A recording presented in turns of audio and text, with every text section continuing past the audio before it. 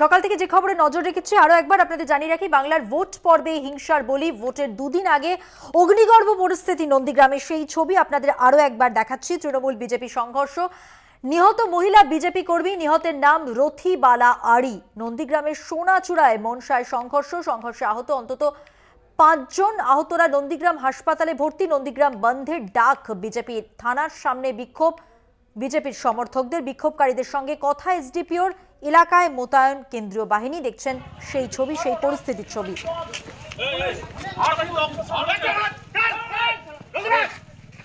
সোনাচূড়ায় সকাল থেকেই রাস্তায় গাছ ফেলে অবরোধ করেন বিজেপি কর্মী সমর্থকরা। একের পর এক দোকানে আগুন লাগানো হয়। পরিস্থিতি সামলাতে মোতায়েন বিশাল পুলিশ বাহিনী। লোকসভা ভোটের ঠিক আগে নির্বাচনের আবহে নন্দীগ্রাম ফিরছে পুরনো চেহারা।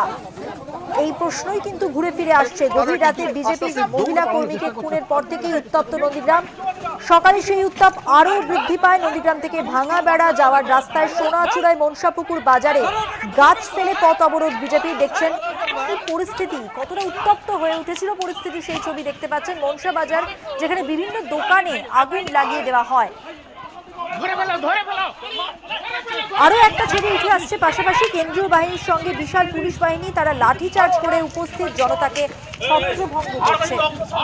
একই সঙ্গে পরপর দোকানে আগুন লাগিয়ে দেওয়ার ছবি। লেলিহান শিখা দোকান থেকে বেরিয়ে আসছে দেখছেন।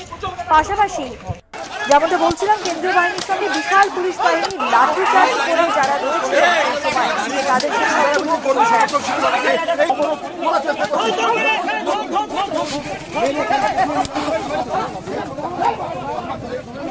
তারা কিন্তু আস্তে আস্তে দৌড়ে পালানোর চেষ্টা করছে। রাজ্যের জমি আন্দোলনের আতুরঘর যাকে বলে নন্দীগ্রাম, সেই নন্দীগ্রামে আগুন জ্বলল নির্বাচনের আবহে। অভিযোগ, সোনাচূড়ায় রাত প্রহরা দেওয়ার সময় রথিবালা আড়ি, যে মহিলা যাকে বিজেপি কর্মী তিনি যাকে খুন করা হয়েছে, তৃণমূল আশ্রিত দুষ্কৃতীরা খুন করেছে।